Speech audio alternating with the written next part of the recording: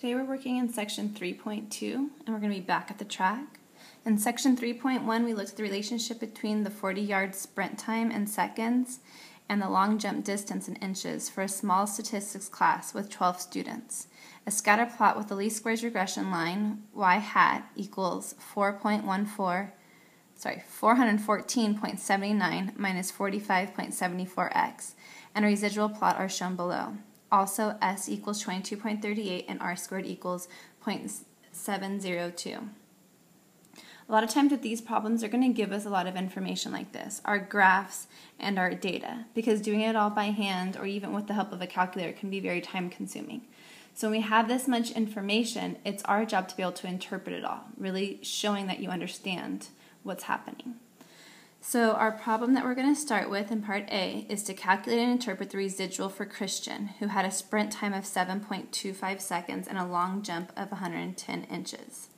So 7.25 with 110 looks like we are looking at this point right here.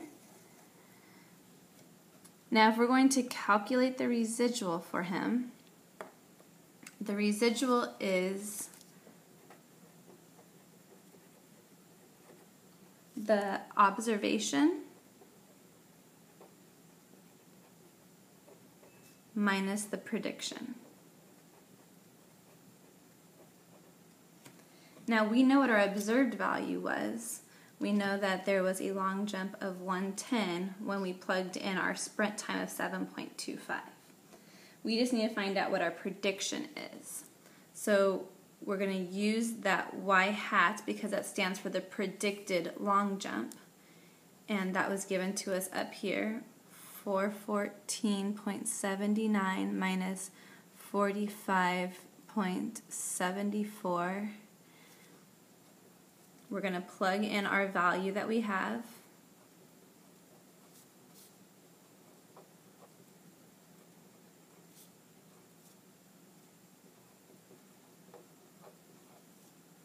And then, yes, with the help of a calculator, you're going to simplify that and you get 83.175.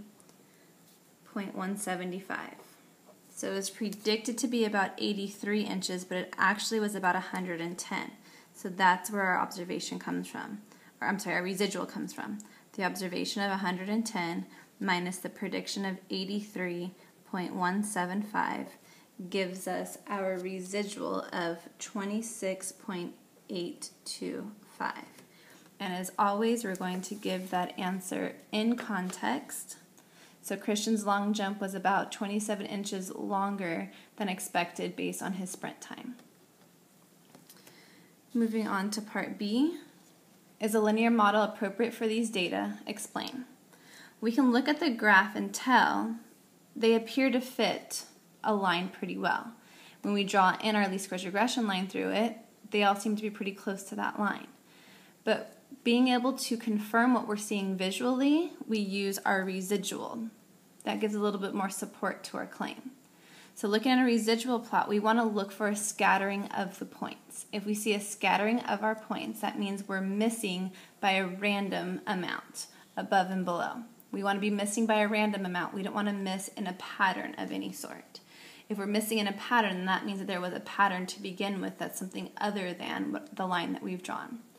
So because we see a scattering there, we would answer that because there is no obvious pattern left over in the residual plot, the linear model is appropriate. Then I'm going to move this up so we can see some more here. Part C asks us to interpret the value of S. Now up at the top it told us that S equals 22.38. Then you have to recall that S is the standard deviation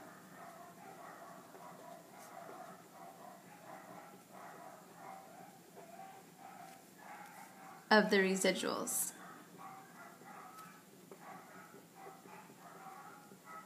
I'm sorry, you might be able to hear those dogs going crazy in the background. Those are not my dogs. Those are a neighbor's dog.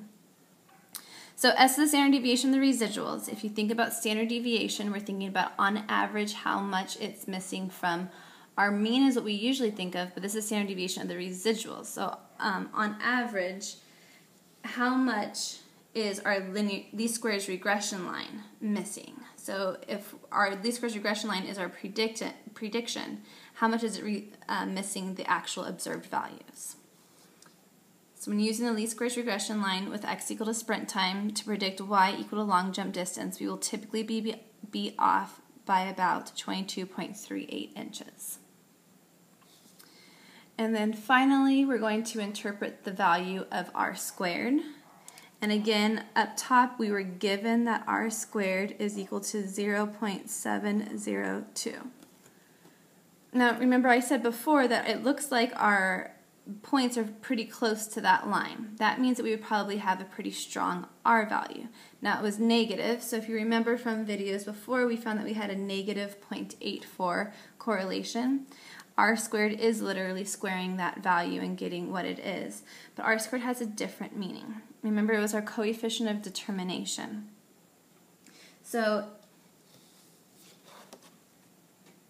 we have 70.2% of the variation in long jump distance is accounted for by the linear model relating long jump distance to sprint time. In other words, there can be other things involved. Maybe it's not just sprint time and long that helps us to predict the long jump. It could be things like the height of the jumper or the experience of the jumper. Different variables can play a role in this, not just the sprint. So when I'm looking at my least squares regression model, when I'm using this model to predict jump, it's accounting for about 70.2% of that variation that's happening, which means there's other variables out there that are accounting for the remaining 30 or so percent. So again, being able to do the calculations is good, but because a lot of those take a lot of time, you're going to have questions more like this, where a lot of things are given to you up front, and it's your job to be able to interpret them.